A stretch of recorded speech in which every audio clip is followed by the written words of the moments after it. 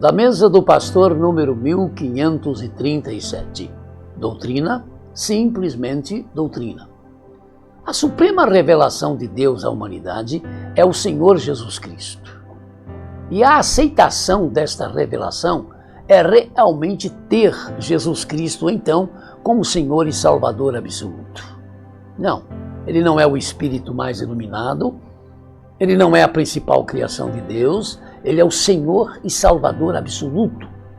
Porque ele é Deus que se fez gente como a gente para ser este nosso Salvador absoluto, é que precisamos entender a importância desta revelação especial de Deus. Deus o fez Senhor e Cristo, declarou Pedro no seu sermão do dia de Pentecostes, Atos 2:36. Esta é a revelação suprema de Deus, por isso é que sem Jesus não dá. Por isso, sem Cristo eu nada serei, sem Cristo eu não sei andar, como diz um dos nossos cânticos. Aparentemente, todos os segmentos da cristandade aceitam Jesus Cristo como esta revelação, mas lamentavelmente, muitos deles discordam quanto à doutrina de que a salvação, então, é tão somente pela fé em Jesus Cristo como Senhor e Salvador absoluto. Uns, porque mesmo se dizendo cristãos, negam que Jesus é Deus em termos absolutos.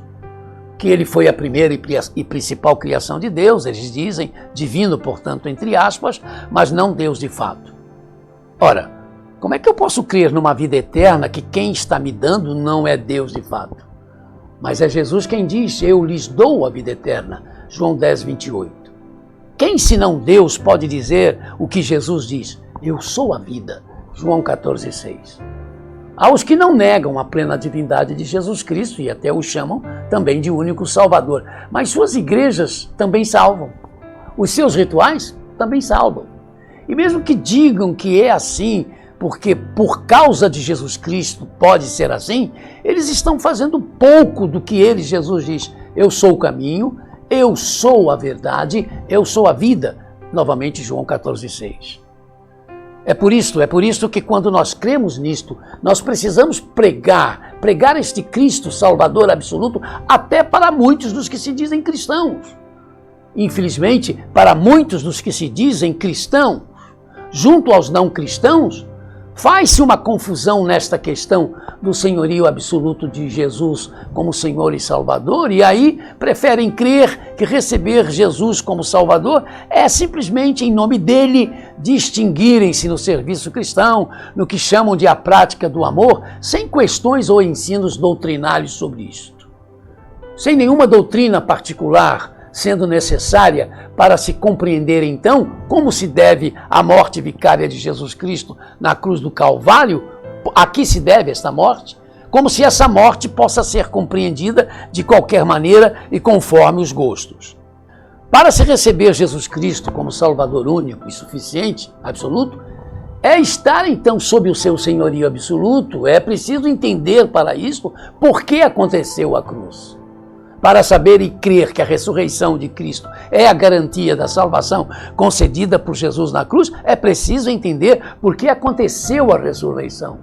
E, gente, isso é doutrina.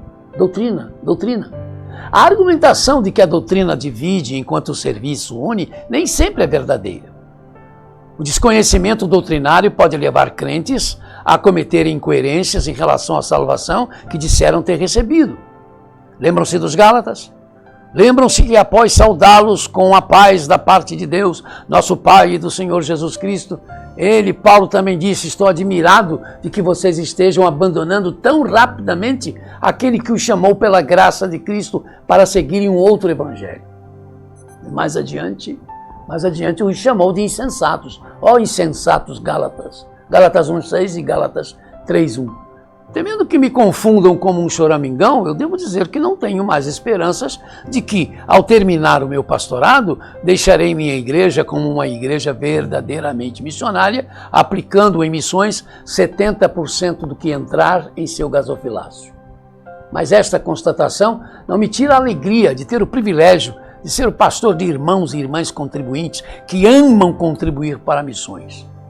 Também, quase com certeza, não poderei dizer ao fim do pastorado que tive uma igreja realmente doutrinada, Uma igreja cujos membros, na maioria, sabem porque são batistas e não se deixam levar por ensinos de outras paragens. Mas não se sabe por que se é batista sem estudar as doutrinas batistas, realmente batistas. Não, eu não sou um batista casca grossa que não reconhece nas outras denominações as manifestações da graça e do poder de Deus. E não estou, ao falar isso, fazendo nenhum favor a elas. Eu sou batista, fui um dos fundadores, no entanto, da Associação Evangélica Brasileira, uma associação interdenominacional, e vivi os seus anos de utilidade. Tenho um bom relacionamento com vários pastores de outras denominações. Admiro o reverendo Augusto Nicodemos, com sua firme convicção da doutrina da predestinação, que eu respeitosamente não aceito, mas aprecio e muito a sua ardorosa preocupação com isso em Cristo, e isto nos une. Tenho saudades das mensagens do reverendo Samuel Theodore Kamaleson, um pastor metodista da Índia, que como metodista aceita a doutrina do cair da graça que nós batistas rejeitamos, mas como era bom ouvi-lo falar com seu jeito particular da segurança que nós temos em Jesus Cristo. Isto nos une. Conversei algumas vezes com o pastor Néstor Belzel, já com o senhor, quando ele pastoreava a Igreja Evangélica Luterana do Brasil, da Penha. Eu ainda era seminarista. Foram conversas boas, fraternas, assim como a longa conversa que tive com o pastor Valdir Staronagal, da Igreja Evangélica de Confissão Luterana, ele ligado à Aliança Bíblica Universitária e também foi presidente da Fraternidade Teológica Latino-Americana, assim como foi presidente da Visão Mundial Internacional. Foram conversas alentadoras acerca da graça de Cristo, da nossa salvação, apesar das nossas diferenças doutrinárias. Passei um sábado inteiro em uma reunião da Assembleia de Deus de Campo Grande, numa de suas propriedades. Sabe, centenas de pessoas estavam lá e eu fui o orador do encontro. Fui tratado com todo carinho, com todo respeito, como se fora um membro da comunidade. E nas horas dos intervalos nós conversávamos. Eu tive, obviamente, todo cuidado, de no que falar o que eu falei, não tocar em nenhum ponto doutrinário que lhes fossem característicos. Assim como eles, nas conversas que tinham comigo, né, nesses momentos que eu, como eu falei, de intervalos e durante o momento do almoço, era muita conversa boa, muita risada, muita alegria, e não houve nenhum toque, nenhuma insinuação sobre questões doutrinárias dos batistas. Fui respeitado, como eu disse, como um membro da comunidade. E agora me aperta o coração, e por causa também da amizade, a luta que enfrenta por causa da sua enfermidade o reverendo Nerval, da Igreja Evangélica Congregacional Campo Grandense. Algumas vezes ele pregou em nossa igreja, eu já preguei em sua igreja.